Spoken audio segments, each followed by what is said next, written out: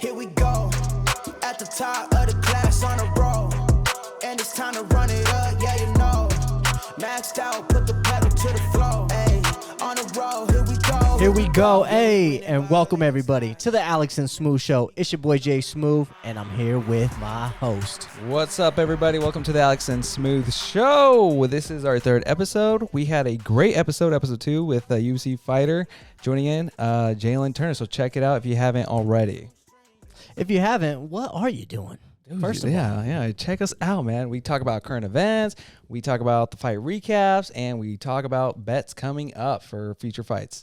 Yeah, speaking about bets, stick around towards the end of the show because we're going to get into some real bangers. We're trying to make y'all some dinero. Dude, talk about bangers. I feel like banging my head up against the wall right now. So we were just recording. We were about like 30 minutes in, and hey, guess what? We weren't recording on the audio section right here. I was like, wait a minute, where's the time over here? You know, unfortunately, you know, life has those types of things, and I think it just wasn't meant to be, and this is what we're going to do. We were off for 1 week. 1 week, and then we were just like, oh, I'm dropping the ball everywhere now. That's why we got to keep it consistent. We got to give the people what they want. Let's give it to them. All right, let's kick it off with some current events. What do you have going on today?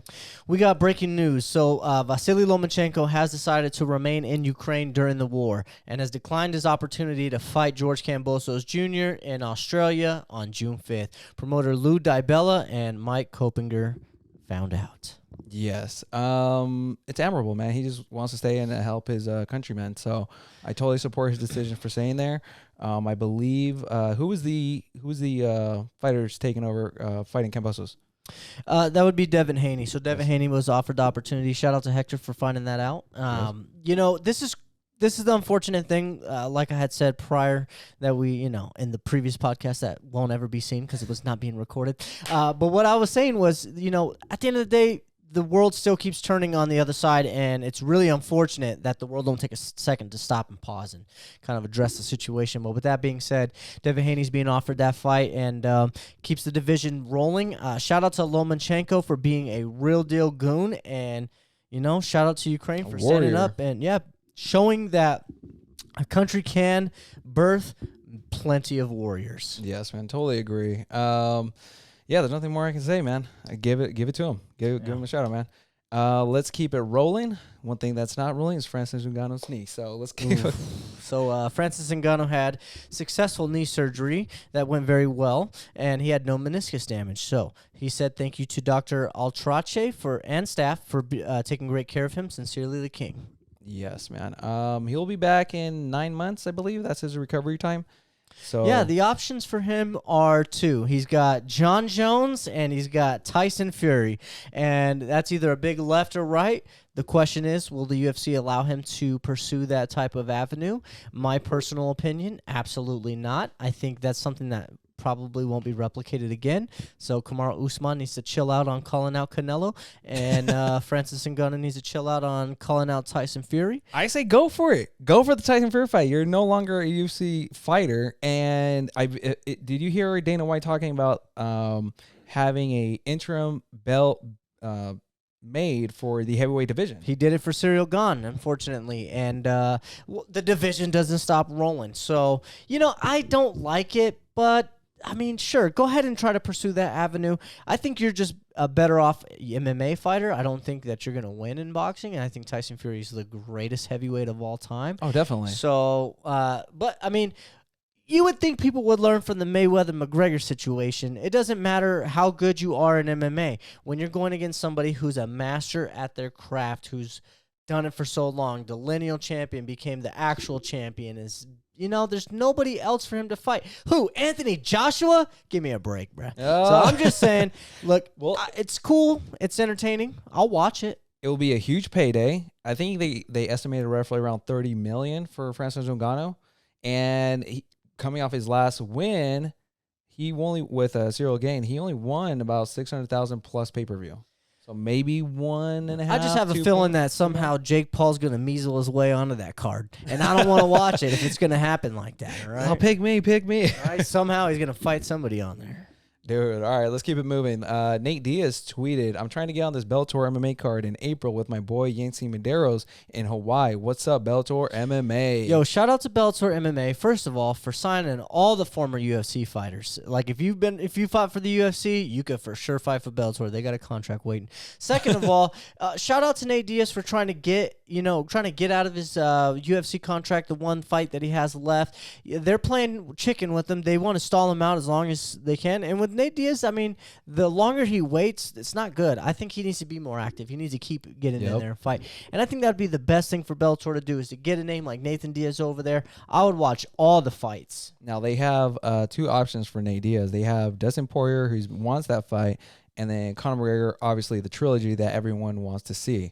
It would just be a great big event, but I don't know what Nate would do. I think he just was trying to fight his last fight on his contract and then go somewhere else. I'd love to see the Dustin Poirier fight. I think that's something that we haven't seen yet. I think it's awesome fight for both fighters, and we all know who would win. That'd be Dustin Poirier. But I still think it'd be a good, nice fight to watch. I'm always a fan of Nate Diaz. Win, lose, draw, I don't care. I'm a fan. You know, dude's a real gangster. You can't count him out, though. You can't count him out. I would count him out. I'm definitely counting him out. I think Nate is a bigger 170er than Dustin Poirier, because Dustin Poirier is a natural 155er, right? You know what a wise old man once told me? The bigger they are, the harder they fall. Ooh, now talk about bring on Francis. What's up? Not yet. Talk about ordering, something tall over here. Conor McGregor is trying to get a title fight against Kamaru Usman. Yeah, so he goes in and goes on a little shenanigan rant, and he said, myself versus Kamaru Usman for the 170-pound title for my comeback fight is the one I'm eyeballing at the minute. I feel confident against Usman, a jab-happy, sloppy, orthodox wrestler with no submissions whatsoever. What's he going to do? Where's the danger here? I don't see danger with him. No one's ever obtained three UFC world titles across 3 divisions, like I will do also if we make this fight. Now, what do you think? I think that's bullocks. He's reaching for the stars. He wants to get the 3 titles. No one has ever done that. It's more about him and his legacy. But granted, that's not even in your weight division. You had trouble with Nate Diaz, who's not like the biggest 170-pounder. He had trouble with Dustin Poirier. He got his leg broken with Dustin Poirier the second fight, and then got knocked out in the second fight that they had. We all know how both fights was going to go.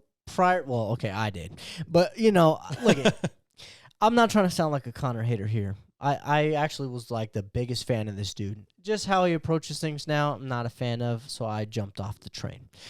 But at the end of the day, you want to see Conor in the best situations because you want to protect the legacy. So I do think that putting him against Kamaru Usman is not beneficial to his legacy. I don't think he'll actually obtain the 3rd title in the 3rd division. And I do think right now what Conor should really focus on is just taking advantage of all the money fights that he has left and get out of the game, mate. Get out of the game. Yeah, Kamaru Usman's tweeted, you guys want a murder scene in the octagon? Pound for pound. Y'all want to see a dead body? Because I sure do. I totally agree. He should take the money. But this is the thing. He can't go to 155. He just lost twice to Dustin Poirier. Dustin Poirier's not even fighting for the title. Justin Gaethje versus Charles Oliveira just got announced. And this is all without acknowledging that leg is a liability. We're not even talking about the leg. We're all acting like the leg's going to come back and be just 120% durable, and that may not even be true. Especially against Kamaru Usman, he may devour that leg. In all honesty, and it's been shown that Conor will leave the leg out there for you. I mean, he's done it in multiple fights. It's just his fighting style. And in this point in the game, he's not going to learn nothing new. He's an old dog that you can't teach new tricks. He's a grumpy old dog at that. Now, let's play with a fantasy picks here. Let's say they actually do make the fight. Do you think Usman would not wrestle because he knows he could probably knock him out and capture that highlight reel? To the contrary, I think Usman would wrestle him and ragdoll him and make him look like a child. Oh, yeah, maybe. Because how demolishing would that be to your ego as a Conor McGregor? Look at how he felt and looked against Nate Diaz. He was defeated, man, the first time. He was getting ragdolled around. He's never been held down like that. And that was a lighter Conor McGregor. He was at, they were gonna say at 155. right? It was set that he didn't have to cut all that weight and then just got tired. Didn't really train for that one. Yes, but what I'm getting at is Conor, when he gets manhandled, I mean, you could see the ego and everything deflate. It just disappears. Same When thing Conor with gets Khabib, touched yeah. and hit, exactly. That's probably the better reference that I should have went for, because you could see the whole life of Conor. It's just a business, mate. It's just a business. Don't start talking now. You want to talk now? You want to talk? Oh, it's just a business. Well, Don't worry, brother. Let's This is keep just the business. business This is just moving. business. All right, a little bit of fight announcements. We have a couple that were announced over the week. Canelo versus Bivol on a DAZN pay-per-view. Now, we talked on the previous episode, on the non-existent episode, we were talking about what is DAZN pay-per-view? Does that mean you have to be subscribed to DAZN already and then order the pay-per-view within, kind of like ESPN Plus? That would make the most sense, and that would be the model that's laid out. Or it could just quite be like they're charging you for each pay-per-view. Who knows? Yeah, I mean, DAZN needs some money. That'd probably be a money play, right? Charge for each pay-per-view. Because they have $20 a month for the subscription, but that used to come with pay-per-views. Now this is the first time I actually see that logo, DAZN on pay-per-view. So I don't know. Yeah, it's quite interesting. Should be exciting. What do we got? We got on the same night, May 7th. So the Canelo fight is at the T-Mobile Arena in Las Vegas, and on May 7th at in Phoenix, Arizona, UFC 274 is competing right alongside them. So the fight that got announced was Rose Namajunas versus Carla Esparza 2 for the World Strawweight Championship. That's definitely the fight that has to happen. Shout out to the painting that you're doing of Rose Namajunas. If you haven't seen, go to his Instagram, Alex Maria Art, and you'll see what's going on in the latest Alex world. It's going to take a few months, man. Yeah, it's definitely. To say the least. Yeah, especially with baby on the way. Yeah. But definitely, I would say, Arizona's like a 4-hour drive right there. Phoenix, we could probably make it in 5 there and back. Before your wife goes into labor, and we'll, and then we'll have to hang up the hat for a while. It's tickets go on sale this Friday, so I don't know. Let's see how much tickets are. Let's see. Well, my birthday is a week from that. That'd be exciting. I plan to go to a Dodger game on the 14th, so hopefully your wife hasn't given birth and you could roll. Let's see, man. Let's keep it rolling. UFC London, man. Talk about a freaking... It felt like a pay-per-view, but it was a fight night. It was amazing. Right here on my side of town, we call that a free 99 show. Dude, that was fantastic start to finish. Let's get into the first fight on the main card. So prior to this fight happening, there's a little pre-fight drama going on between Patty the Batty Pimblett and Lilia Torperia. I am so sorry if I butched that up, but I probably did. But I'm going to call my boy Topi over here. So my boy Topi came up to Patty prior to this fight and was getting a little bold. And, Patty had to make sure that he was disinfected, so he slapped some hand sanitizer over him and started calling him the hand sanitizer boy. And that was pretty awesome because it built up some interest into that fight happening like a later storyline, on. huh? Yes, exactly. A little Masvidal Edwards stuff going on. Yes. So I liked it. But that led into this fight here, which was Jai Herbert versus my boy Lilia Topi. And what a fight, dude. The first couple of minutes, it was definitely going for Herbert. He looked like the more solid, well-rounded fighter. Like a seasoned striker, dude. When he landed that left, I want to say it was a high kick, but it was also seemed like Topuria was coming down, so it was almost like the left leg came up as he was coming down. Vicious almost looked like he almost had him out in the first round. Yeah, and a lot of the time it looked like my boy Topi was definitely backpedaling. So he was not controlling the octagon. He was not controlling the aggression. It was more defensive for sure, and he definitely took some punches. But second round started, fresh new round. He continued the pressure and landed a vicious right hand during an exchange up against the fence that knocked, was it Herbert out? Yes, it was clean. It was definitely what you wanted to see from this guy. He got through the adversity, and there's a fight that happened somewhat similar a little later that we'll go into. Same thing, a little adversity at the beginning, and then came back and overcame. And we'll go into that, and I'm sure you know what I'm talking about. But shout out to him. He had to win this fight in order to keep that storyline going, and he did exactly what he needed to do. He did it in a crazy fashion at the end, and it only added to the excitement and the energy that happened at the O2 Stadium. Did you see during his post-fight, in the Octagon interview, what was it? He was talking Little about blonde bitch. Yes, how he was just calling him out, and entire London arena just booing him. Boo! Now, I will say, unfortunately, the language barrier did cause for that call out exchange, whatever you want to call it. It was quite lame, if I'm being honest. But it was just because of the language barrier. You know, I'm sure if he was speaking his language, he would have been going hella hard.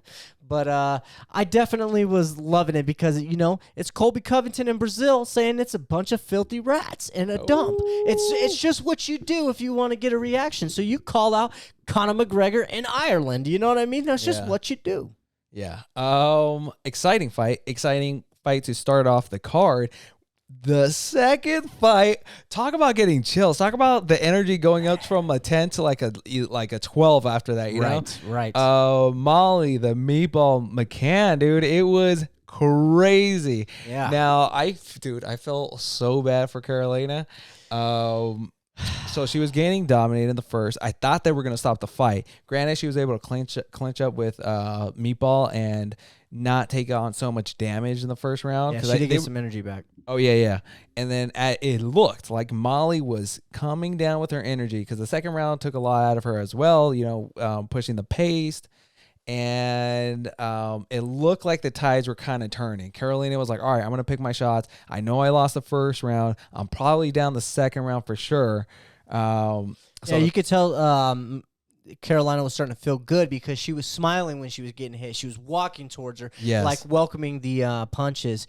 But, you know, when you do something like that, you still have to be, you know, ready for some unorthodox things. Now, McCain was throwing some spinning stuff prior to that. I was like a kick, a back fist. So she was showing that she was setting up for stuff like that. Yeah. And you can clearly see, it's like almost like the fight slowed down for a second, and you could clearly see she started just setting it up and was walking back and just, hi-ya, threw that nasty spinning elbow. Became the sickest knockout of all time, dude. I felt so bad for Carolina. She was let me tell you, she built confidence in the third round and was kind of walking down Molly, and then Molly was just like, dude, set it up. And you're gonna feel worse for Carolina when I tell you this. She's now known for the two most nastiest knockouts and finishes in UFC history. The first one was Ariane Lipski with that nasty reverse knee. The knee went that way, the leg went that way. Yep. And that is her. If you don't know, watch that fight. Now she's known for the worst two finishes, unfortunately, of UFC history. If I believe it was the first ever female spinning elbow knockout, right? I'm not sure if it was the first spinning elbow knockout, but I think this is the first female one. It for sure wasn't the first one of all time, but I wouldn't be surprised in the UFC though if it didn't happen so often with the ladies, because you don't really see it often at all. So I would be really surprised. But at the end of the day, like, it's now in the books for life. Dude, you never see someone get knocked out cold. I mean, they announced the winner. They announced Molly Meatball the winner.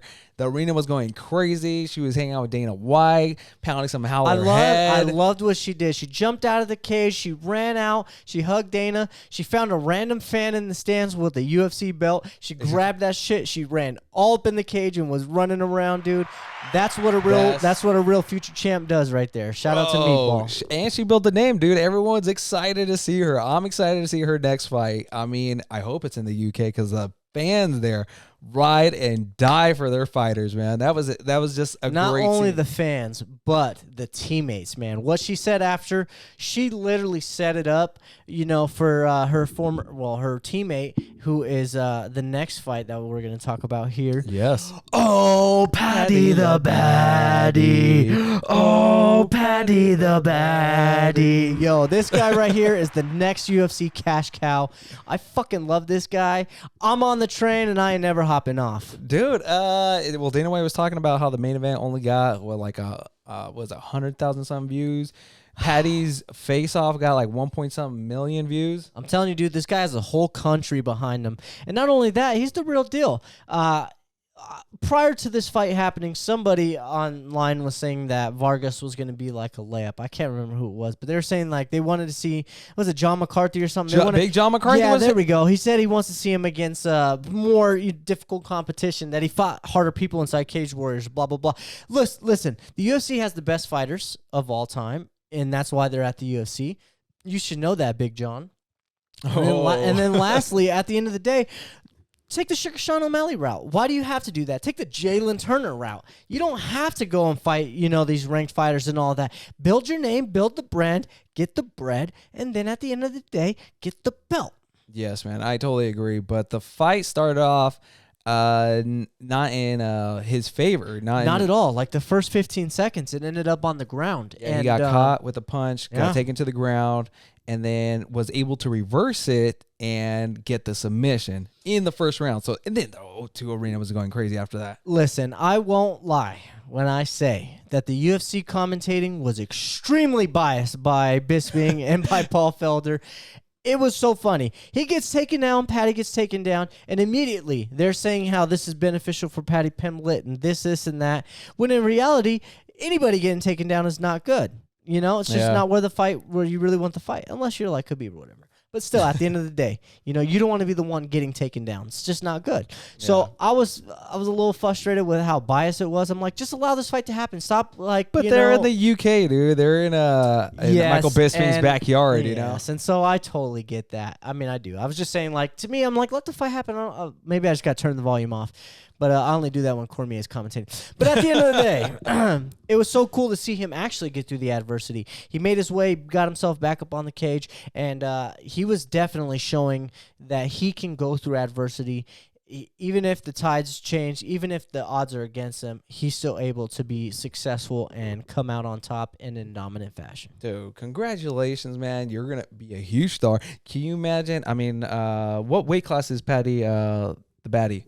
Lightweight, 155. 155, and Sugar. Oh, well, Sugar's 135, huh? Yeah, he's down a little bit. And the next fight took place at 145. So I think all these guys right here are a little too small for Paddy. When he gets bloated, he gets pretty big, too.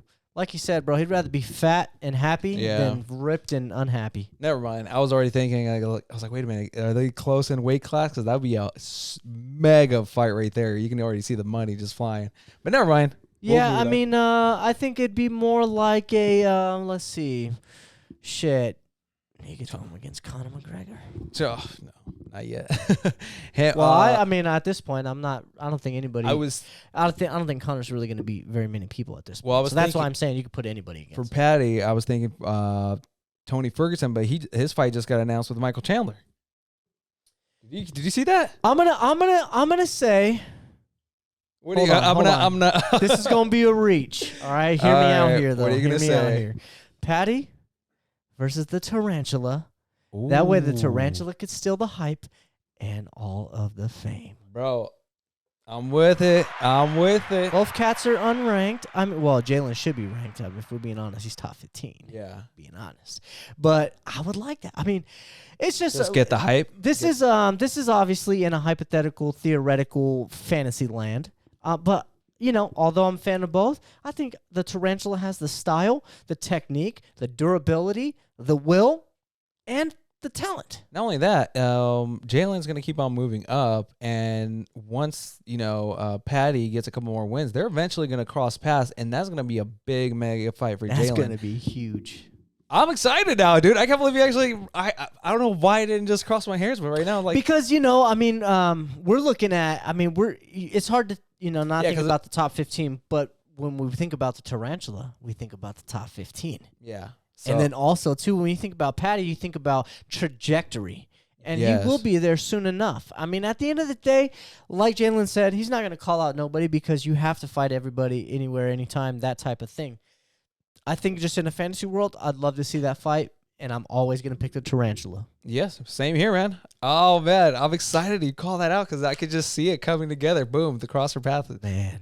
Hey, I've been known to speak things into fruition. You've been known to Oh, create things into fruition. Let's make the poster.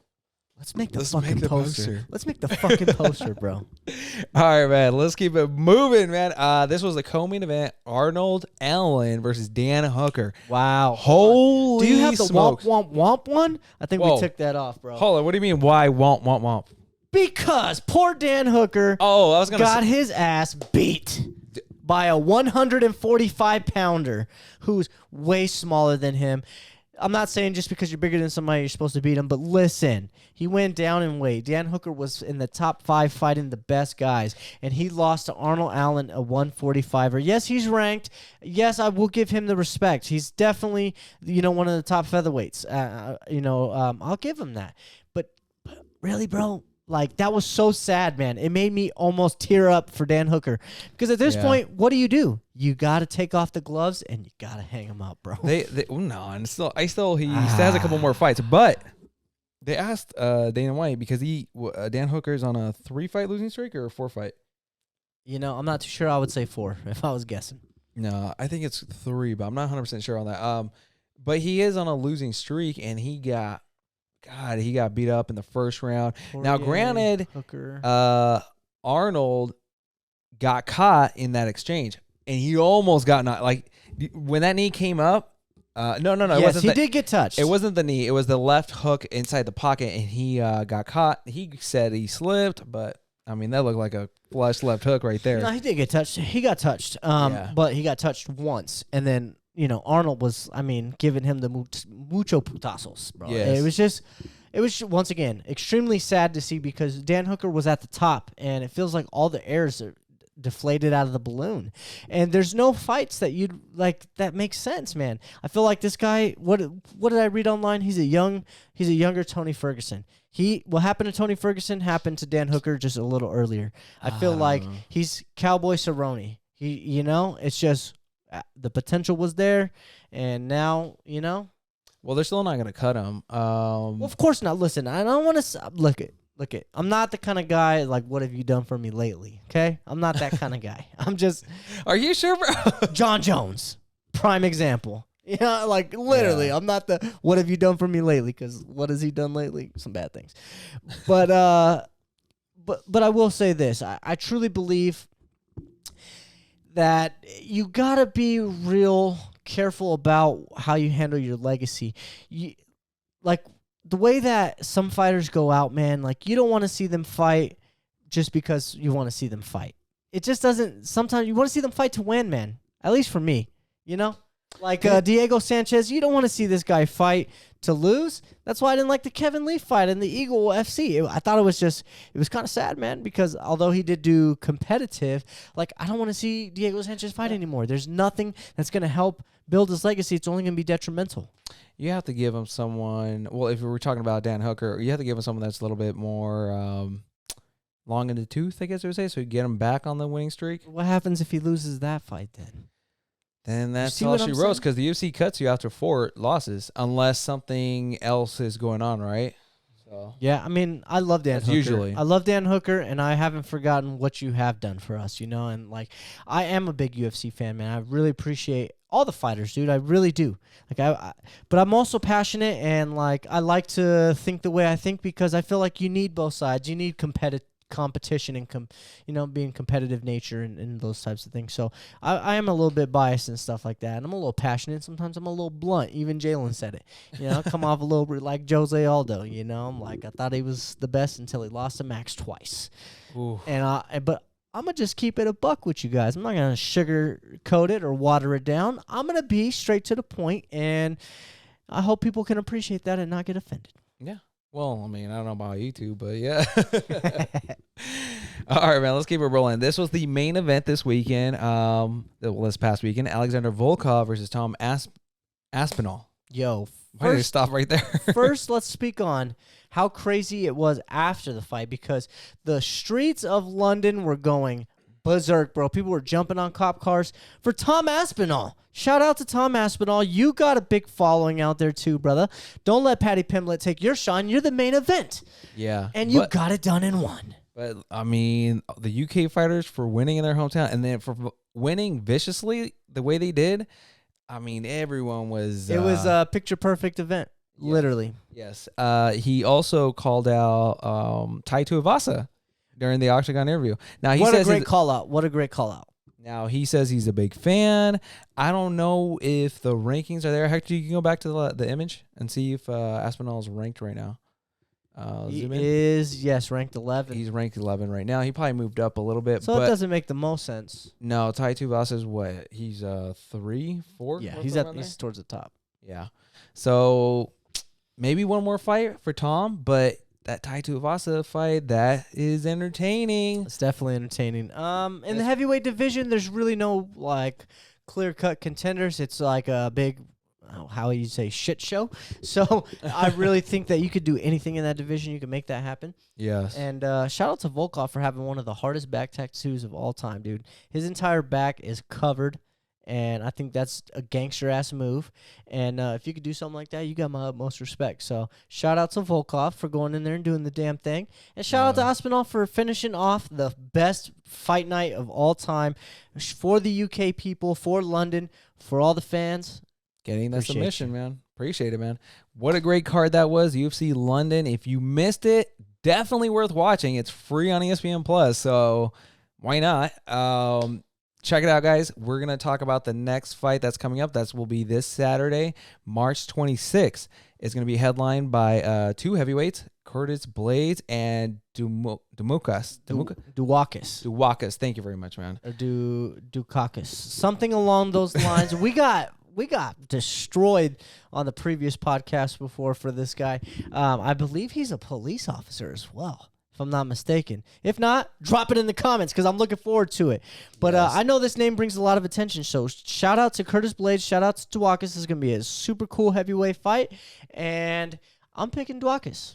I got Curtis Blaydes on that way. I see. I mean, if it's not Derek Lewis or Francis Ngannou, Curtis Blaydes wins by decision or will get a finish. I don't see him losing to anybody else other than those 2 guys. We will see. So, but the reason why I'm so hyped is for the co-main event here, man. Now, you know, if you're fans of us, if you've checked our episodes before, if you follow me on Instagram, I'm a huge Alexa Grasso fan. Her fight was supposed to be at the Honda Center, and I was supposed to go to it, but things didn't happen, and she wasn't there, and she got moved to this card. I'm going for Alexa Grasso. I'm super biased on this card. And there's another thing. Nothing towards was it Joanne Calderwood? Right? Am I saying it right? Joanne Wood. Nothing against her. No, I'm pretty sure it's Calderwood. I don't know why it's cropped off. JoJo. Anyways, I made a graphic for her a long time ago when it was her versus Paige Van Zandt. She reposted my stuff. She's a super sweetheart. Have nothing against her. Alexa Grasso's just my ride or die in the UFC, man. Well, if I'm not mistaken, Alexa Grasso has also acknowledged some of your work, and you have painted her. And so that was a 1 year. I think she even follows you on Instagram, right? Yes. If I'm not mistaken. So I'm for sure going for Alexa Grasso. I am a lifelong fan as well, and we look forward to being able to speak on your win. I cannot wait. I'm biting my nails. I put some money on there, bro.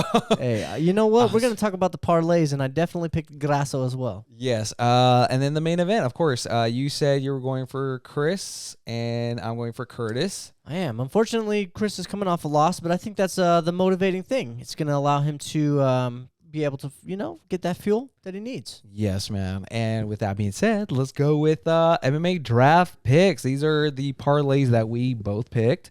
You want to go first, man? Sure. So I picked Kai France versus Askarov. I also picked Aliski Olenek versus Latifi. I picked Chris Duwakis versus Blaydes, and I picked Alexa Grasso versus Joanne Wood. And for that 4-pick parlay, it's a plus 4,639. So if you put 5 bones on it, you're going to get 236. That is if you use DraftKings. That's the one that I used. Yeah. So That's a great card for Alexa Grasso. I think she's the favorite, obviously, but you picked a bunch of underdogs, and that's a great lineup of underdogs. I believe the same thing. Those underdogs could get the win. Now, my card was a 7-card parlay. Mainly, I got 5 favorites on there. Blaydes, who's a favorite. Alexa Grasso. I was going to pick her regardless if she's not a favorite or not. Carol Rose, she's fighting Sarah McCann. Sarah McCann is on a 3-fight losing streak, I believe, and or has lost her last 3 out of 4. And I just believe they're kind of setting Sarah up for a loss on this one. Carol hasn't lost a fight, so I think this is almost like a guaranteed win. Manon Fiort, she is I want to say the biggest favorite on the card. She's fighting Jennifer Maia. That's another one where I was kind of up against the fence, but I was like, you know what? I got to pick the big favorite on here. Neil Magny. I'm just a big fan of Neil Magny. I believe Max Griffin can also get it done. But if I was picking another fight, I would have picked Max Griffin. That probably would have made my parlay go even more crazy. Oh, probably like 7,000.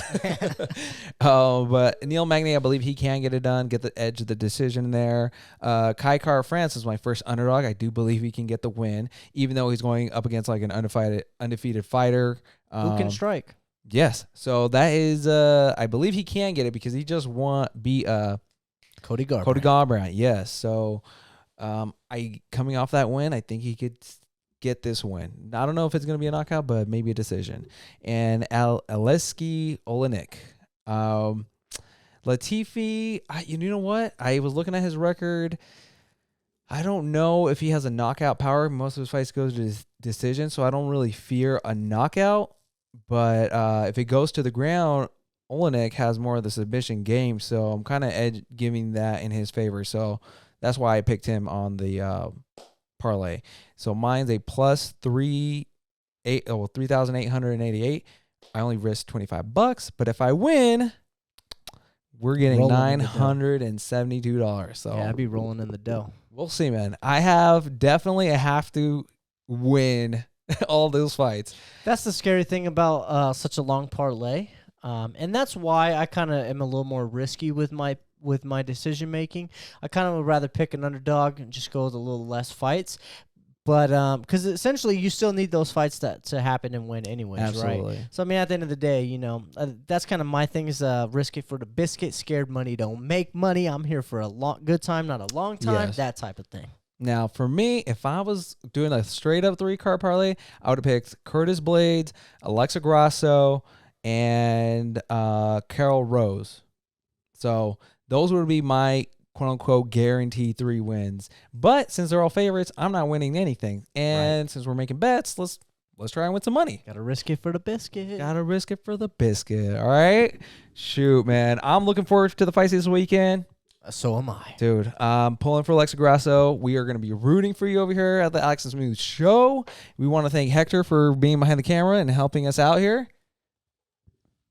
Yeah.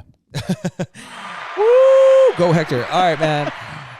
Shoot. With that being said, guys, enjoy the fights this weekend. We appreciate you guys. We love you. Thank you for checking us out and supporting us. And hopefully we can have some more fighters come on the show. We want to give another thank you again to Jalen Turner for coming on our last episode. If you have not seen it, check it out, guys. It was pretty cool.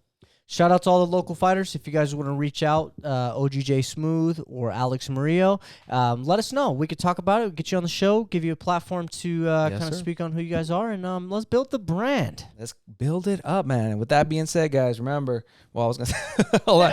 Just remember, we love you. We love you. See ya. Let's go. Oh, my God. We have to give a sponsor first.